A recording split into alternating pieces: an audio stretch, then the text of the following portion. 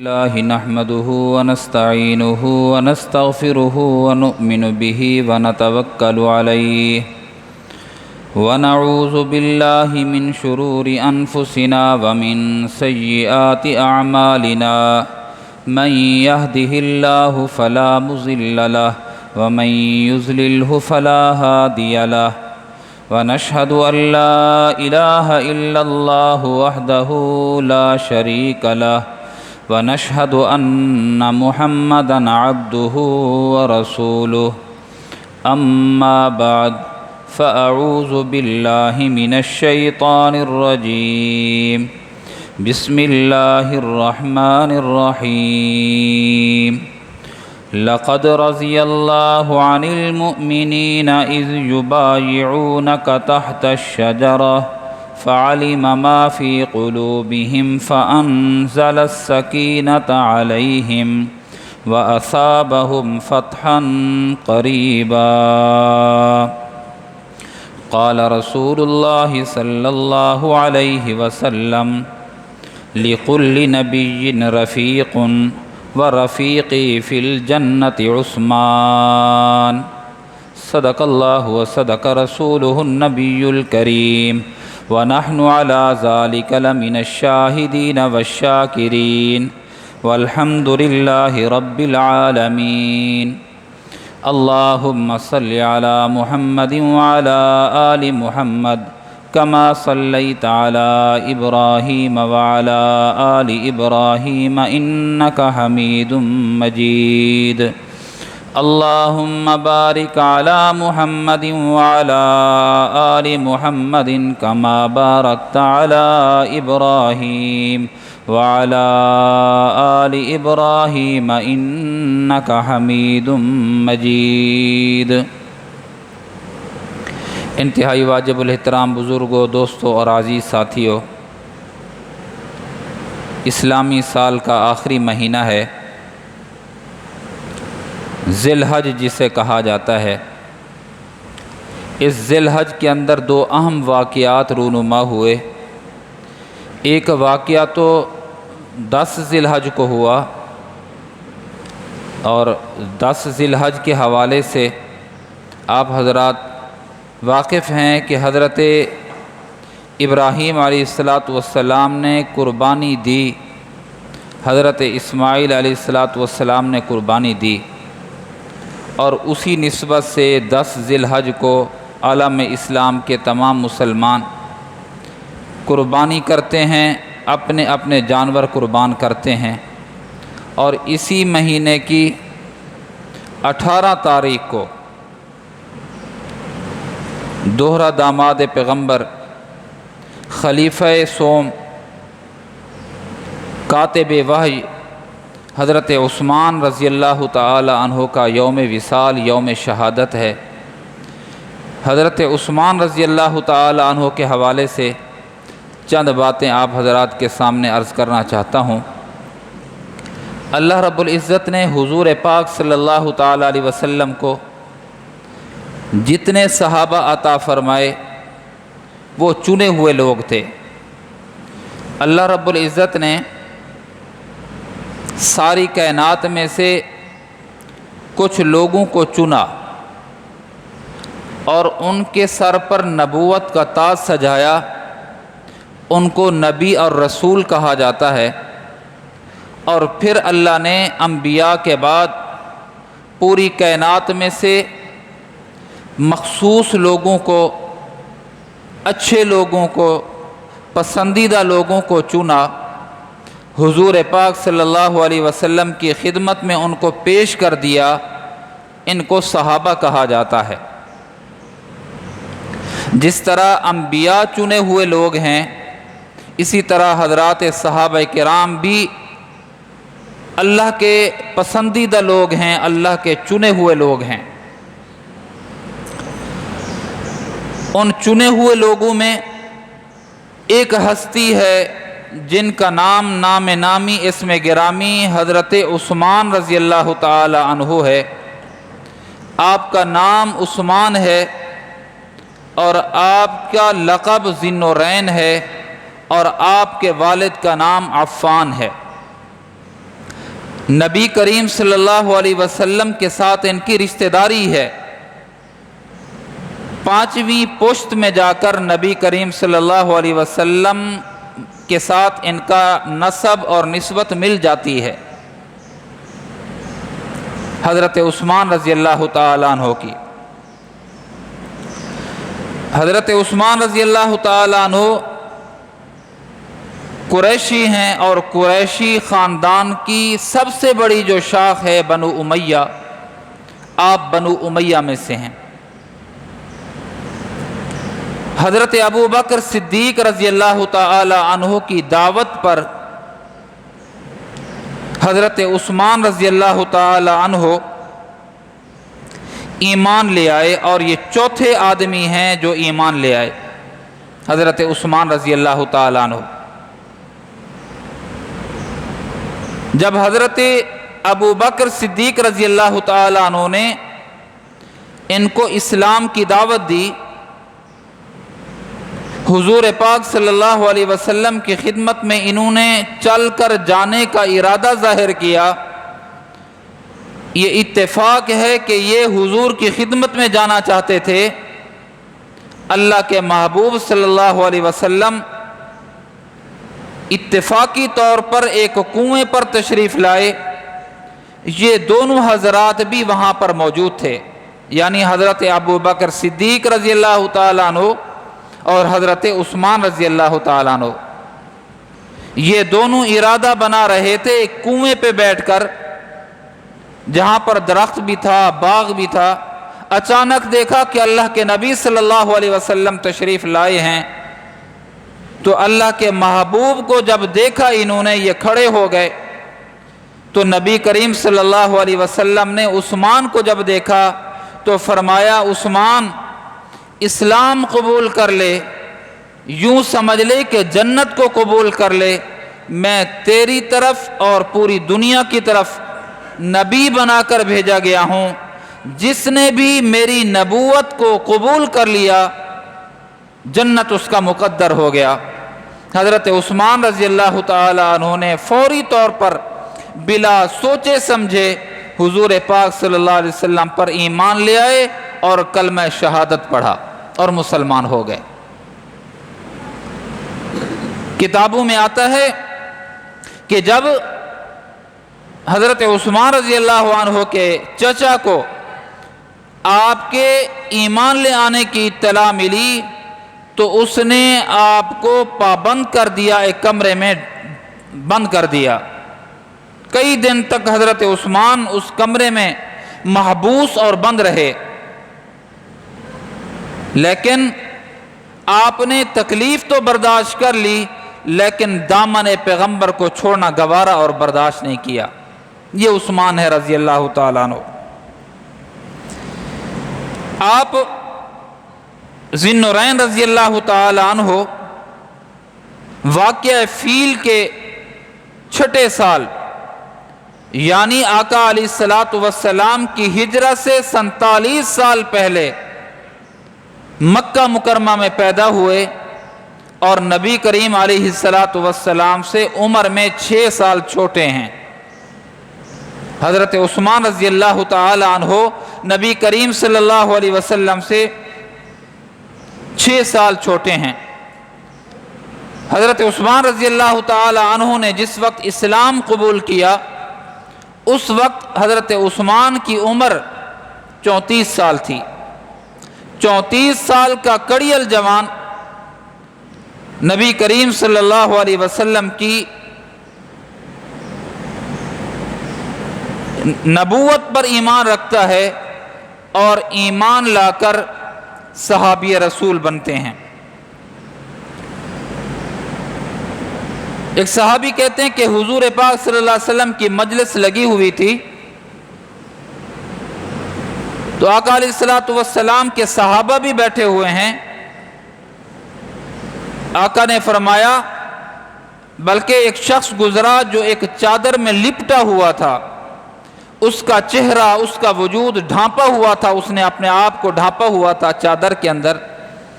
آقا علیہ السلام نے فرمایا، جس نے جنتی دیکھنا ہو اس شخص کو دیکھ لے۔ صحابہ کرام اس لپٹے ہوئے شخص کی جانب متوجہ ہوئے۔ ایک صحابی کہتے ہیں میں اٹھا اسی مجلس سے، پہچان نہ سکا، مجھے پہچاننے میں مغالطہ ہو رہا تھا، میں جلدی اٹھا اسی مجلس سے، میں نے جا کر اس کے چہرے سے چادر ہٹائی، وہ عثمان تھے جس کے بارے میں آقا علیہ السلام نے فرمایا جس نے جنتی دیکھنا ہو اس شخص کو دیکھ لے۔ صحابی کہتے ہیں کہ مجھے اشتباہ ہوا کہ یہ کون ہے، لپٹا ہوا ہے، چہرہ ڈھانپا ہوا ہے۔ میں اسی مجلس سے اٹھا، جا کر اس کے چہرے سے چادر ہٹائی تو وہ عثمان تھے۔ میں نے ان کے چہرے کو حضور کی جانب کر کے کہا کہ ہذا، یہ شخص جنتی ہے۔ حضور پاک صلی اللہ علیہ وسلم نے عثمان کو دیکھ کر فرمایا اور مجھے متوجہ کر کے، میری جانب متوجہ کر کے فرمایا ہاں یہی جنتی ہے۔ جنت کی ایک دفعہ نہیں، کئی دفعہ آقا علیہ السلام نے حضرت عثمان کو بشارتیں دیں۔ ایک وہ موقع بھی ہے جب فرمایا کہ ابو بکر فی الجنہ، عمر فی الجنہ، عثمان فی الجنہ، علی فی الجنہ۔ جب 10 صحابہ کو اکٹھے جنت کی بشارت دی، ان اکٹھے 10 صحابہ میں سے حضرت عثمان رضی اللہ تعالیٰ عنہ بھی تھے۔ سعد ہیں، سعید ہیں، ابو عبیدہ بن جراح ہیں۔ جب 10 صحابہ کو حضور پاک صلی اللہ علیہ وسلم نے جنت کی بشارت دی، ان 10 میں سے یہ حضرت عثمان بھی جنت کی بشارت کے مستحق ٹھہرے۔ آقا علیہ السلام کی نطق اطہر سے جنت کی بشارت ملی۔ اور ایک وہ موقع بھی آیا کہ جب مسلمانوں کو پانی کی تنگی تھی، آقا علیہ السلام نے فرمایا کون ہے تم میں سے جو کنواں خرید کر مسلمانوں کے لیے وقف کر دے؟ حضرت عثمان رضی اللہ تعالیٰ عنہ انتہائی مالدار، متمول اور صاحب ثروت آدمی تھے۔ حضرت عثمان نے اپنے آپ کو پیش کیا، اللہ کے محبوب یہ کنواں بیر روما میں اس کو خریدتا ہوں، اور آپ نے خریدا اور مسلمانوں کے لیے وقف کر دیا۔ تب نبی کریم صلی اللہ علیہ وسلم نے فرمایا عثمان جنت کی تمہیں بشارت ہو۔ جب مسجد نبوی کی زمین تنگ ہو گئی اور مسلمانوں کی تعداد بڑھ گئی تو اللہ کے محبوب صلی اللہ علیہ وسلم نے فرمایا مسجد کے لیے زمین کی ضرورت ہے۔ حضرت عثمان رضی اللہ تعالیٰ عنہ نے رقم دے کر مسجد نبوی کی زمین خریدی اور مسجد نبوی میں اس کو وقف کر دیا۔ حضرت عثمان رضی اللہ تعالیٰ عنہ نے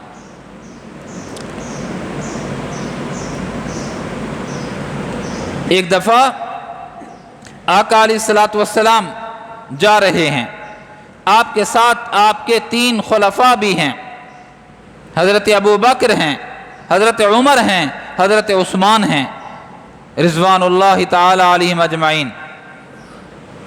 آپ نے اس پہاڑ پر تھے، پہاڑ کو خطاب کر کے فرمایا، وہ ہلنے لگا، فرمایا تیرے اوپر ایک نبی ہے، ایک صدیق ہے، اور فرمایا تیرے اوپر 2 شہید ہیں۔ اور وہ اشارہ تھا حضرت عمر رضی اللہ تعالیٰ عنہ کی جانب، اور اشارہ تھا حضرت عثمان رضی اللہ تعالیٰ عنہ کی جانب۔ اے پہاڑ تیرے اوپر ایک نبی ہے، ایک صدیق ہے، اور 2 شہید ہیں۔ اور کائنات کے اندر یہ اعزاز صرف حضرت عثمان رضی اللہ تعالی عنہ کو ہے کہ آقا علیہ السلام کی بلکہ کسی بھی نبی کی 2 بیٹیاں ایک شخص کے نکاح میں ہیں۔ آقا علیہ السلام کی بڑی صاحبزادی حضرت رقیہ رضی اللہ تعالی عنہا کا نکاح حضرت عثمان کے ساتھ ہوا۔ جب سیدہ رقیہ کا انتقال ہو گیا، حضرت عثمان مغموم ہوتے تھے، پریشان ہوتے تھے 2 وجہ سے۔ ایک تو یہ ہے کہ جس کی بیوی نہ ہو وہ شوہر کتنا اداس ہوگا یہ وہ لوگ جان سکتے ہیں جن کی رفیقہ حیات اس دنیا سے رخصت کر چکی ہے۔ اور دوسرا اس وجہ سے بھی آپ کبیدہ خاطر اور غم زدہ رہتے تھے کہ پیغمبر کے ساتھ جو دامادی کی نسبت تھی وہ نسبت ختم ہو گئی۔ کم لوگ ہوں گے اور خوش نصیب ہیں وہ لوگ کہ جو سسر اپنے دامادوں سے خوش ہیں، اور دنیا میں کم لوگ ہوں گے کسی کی ایک بیٹی دے کر وہ پچھتا رہا ہوتا ہے کہ میں نے یہ کیا کام کر دیا ہے، ایسے لوگوں کو میں نے اپنی بیٹی دے دی ہے۔ بہت سے لوگ پچھتا رہے ہیں اور پچھتا رہے ہوتے ہیں، دکھڑا کر سناتے ہیں، لیکن وہ داماد خوش نصیب ہوتا ہے اگر ایک گھر والی اس کی فوت ہو گئی ہے، سسر اور ساس کہے کہ کوئی بات نہیں ہے، میری دوسری بیٹی بیٹھی ہوئی ہے، میں دوسری بیٹی دینے کے لیے تیار ہوں۔ بزرگوں اور جوانوں، بندہ ایک دفعہ غلطی کرتا ہے، اگر جہاں خوشی کا موقع ہو تو بندہ اپنی دوسری بیٹی دینے کے لیے اگر فخر محسوس کرے تو سمجھ لو کہ وہ داماد پہلی بیوی کو، اس سسر کی پہلی بیٹی کو خوش رکھا ہوگا، تبھی تو کوئی آدمی اپنی دوسری لخت جگر اپنے داماد کو دے دیتا ہے۔ عثمان وہ ہے کہ جب سیدہ رقیہ کا انتقال ہو گیا تو نبی کریم صلی اللہ علیہ وسلم نے اپنی دوسری صاحبزادی سیدہ ام کلثوم کا نکاح حضرت عثمان سے کر دیا۔ اللہ کی شان، حضرت سیدہ ام کلثوم کا بھی انتقال ہو گیا، حضرت عثمان پھر کبیدہ خاطر ہو گئے، رنجیدہ ہو گئے، پریشان ہو گئے۔ ادھر نبی کریم صلی اللہ علیہ وسلم کی کوئی بیٹی باقی نہیں تھی۔ آقا علیہ السلام نے جب عثمان کو کبیدہ خاطر دیکھا، رنجیدہ دیکھا، تو فرمایا جبریل مجھے کہہ کے گئے ہیں، عثمان مجھے جبریل کہہ کے گئے ہیں تو نے مجھے ایسا خوش کیا ہے، مجھ پیغمبر کو، مجھ سسر کو ایسا خوش کیا ہے، جبریل کہہ گئے ہیں، اللہ نے مجھے پیغام بھجوایا ہے، تو عثمان سے کہہ دے۔ دو روایات ہیں، ایک روایت ہے کہ اللہ فرما رہے ہیں تو عثمان سے کہہ دے اگر مجھ پیغمبر کی 40 بیٹیاں ہوتیں، اور دوسری روایت میں ہے آقا علیہ السلام نے عثمان کو جب ملال میں دیکھا، غم میں دیکھا، حزن و ملال کی کیفیت میں دیکھا تو فرمایا اللہ فرما رہے ہیں عثمان سے کہہ دیجئے مجھ پیغمبر کی 100 بیٹیاں ہوتیں، عثمان تیری عقد میں یکے بعد دیگرے دیتا جاتا، ایک کا انتقال ہو جاتا، دوسری دیتا، اس کا انتقال ہوتا اور دے دیتا، اگر مجھ محمد کی 100 بیٹیاں ہوتی یکے بعد دیگرے میں تیرے نکاح کے اندر عثمان دیتا جاتا۔ ذی النورین کا لقب ملا ہے، دو نور نبی علیہ السلام کی آنکھوں کی نور تھیں، حضرت سیدہ رقیہ، سیدہ ام کلثوم، دونوں کا انتقال۔ یہ اعزاز ہے حضرت عثمان کا، دنیا کے اندر یہ اعزاز کسی کو حاصل نہیں ہے کہ کسی پیغمبر کی 2 بیٹیاں ایک شخص کے نکاح میں ہوں۔ اور یہی حضرت عثمان خود فرماتے ہیں لوگوں یہ اس وقت کی بات ہے، یہی قریبی گھر تھا جب آپ کو خلافت ملی، آپ کی عمر اس وقت 82 سال کی تھی، بوڑھے تھے۔ 82 سال کی عمر میں جب آپ کی خلافت کا آخری زمانہ تھا تو 3 علاقوں سے مختلف لوگ، مصر سے، کوفہ سے اور بصرہ سے ہزار آدمیوں کا لشکر مدینہ پاک آیا۔ یہ تب آئے کہ جب لوگ 10 ذی الحج کو حج کرنے کے لیے مکہ مکرمہ گئے ہوئے تھے، یہ یہاں آ کر پہنچے، حضرت عائشہ سے ملاقات ہوئی، حضرت علی سے ملاقات ہوئی، انہوں نے کہا، الزام لگایا حضرت عثمان پر کہ حضرت عثمان اقربا پروری کرتے ہیں، اپنے رشتہ داروں کو عہدے اور منصب دیے ہیں۔ حضرت عائشہ رضی اللہ تعالی عنہا نے اس اعتراض کو مسترد کر دیا، حضرت علی رضی اللہ تعالی عنہ نے بھی اس اعتراض کو مسترد کر دیا، حضرت عثمان سے کہا گیا کہ آپ نے چھوٹے لوگوں کو گورنر بنایا ہے، فرمایا صلاحیت دیکھی ہے، بات یہ نہیں ہے کہ عمر چھوٹی اور رشتہ داری ہے۔ نبی کریم صلی اللہ علیہ وسلم نے چھوٹی عمر میں حضرت اسامہ کو تو بھی سپہ سالار بنایا تھا اور عہدہ دیا تھا، ان کے اندر صلاحیت تھی، جبھی میں نے ان کو عہدہ دیا ہے۔ یہ تینوں لوگ، کوفہ والے بھی، مصر والے بھی، سازش بنا کر آئے تھے، کوفہ والے بھی، یہ چلے گئے، کہیں قریب جا کر پڑاؤ کیا، تیسرے دن پھر آ گئے۔ انہوں نے آ کر کہا عثمان خلافت سے دستبردار ہو، حکومت چھوڑ دے۔ حضرت عثمان رضی اللہ تعالیٰ عنہ نے فرمایا خلافت کو چھوڑ دوں؟ خلافت کو تو میں نہیں چھوڑتا۔ انہوں نے کہا ہم آپ کے ساتھ جنگ کرنے کے ارادے سے آئے ہیں۔ حضرت عثمان نے فرمایا تم مجھے شہید کر دو، میں خلافت چھوڑنے والا نہیں ہوں۔ اس کی وجہ یہ ہے، پھر حدیث سنائی، کہا کہ نبی کریم صلی اللہ علیہ وسلم نے مجھے فرمایا تھا، اپنی حیاتی میں مجھے فرمایا تھا عثمان ایک وقت آئے گا اللہ رب العزت تجھے خرقہ پہنائیں گے، تجھے ایک کرتا پہنائیں گے اور لوگ اس کرتے کو اتارنے کی کوشش کریں گے، عثمان اس کرتے کو اتارنا نہیں ہے چاہے جان چلی جائے۔ علماء نے لکھا ہے کہ اس کرتے سے مراد یہی خلافت تھی۔ حضرت علی اور دیگر لوگوں نے کہا کہ یہ 3000 کا لشکر ہے، ہم لڑنے کے لیے تیار ہیں۔ حضرت عثمان رضی اللہ تعالیٰ عنہ نے فرمایا یہ مدینہ ہے، حرم پیغمبر ہے، نبی علیہ السلام کا روضہ اطہر یہی ہے، میں قتل و قتال کو پسند نہیں کرتا چاہے میری جان کے ٹکڑے ٹکڑے کیوں نہ ہو جائیں۔ کتابوں میں آتا ہے حضرت ابو ہریرہ جیسا صوفی طبیعت، صوفی منش انسان بھی تلوار لے کر آ گیا، عثمان مجھے اجازت دیجئے میں ان کا سر تن سے جدا کر دوں، بلوائیوں کا، باغیوں کا۔ فرمایا کہ نہیں، اور اپنے غلاموں سے فرمایا کہ اگر تم نے تلوار اٹھائی تو میں تمہارا آقا ہوں، میں تمہیں معاف نہیں کروں گا۔ حضرت علی رضی اللہ تعالیٰ عنہ نے جب حالات کو دیکھا تو اپنے 2 لخت جگر حضرت حسن اور حضرت حسین رضی اللہ تعالی عنہما کو حضرت عثمان کے دروازے کے اوپر کھڑا کر دیا حفاظت کے لیے، محافظت کے طور پر، لیکن دشمن پیچھے سے دیوار کو پھلانگ کر آئے۔